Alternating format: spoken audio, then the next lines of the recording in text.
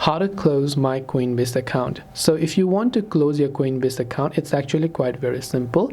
The only thing you need to make sure is that you have withdrawn any funds or any assets that you have, because once you delete your account, it will be irrecoverable. So for this, first of all, you want to open up the Coinbase app and log into the account you want to delete, assuming that you have your account empty and nothing is left inside of it. Tap on the multiple dots icon from the top left of the screen. From there, you can find an option that says profile and settings. So you can go to profile and settings, which is tap on your name. From there, you want to scroll all the way to the very bottom until you look for an option that says close account. So you'll probably find them under account settings. Go to the option called close account and tap on it.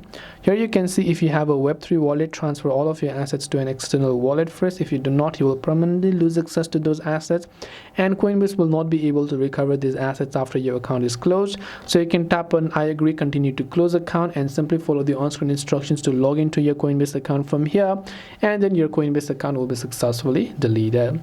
This way you'll be able to close your Coinbase account. I hope that this video helped you out. If you have any questions, feel free to leave them down. Thanks for watching and see you in the next video.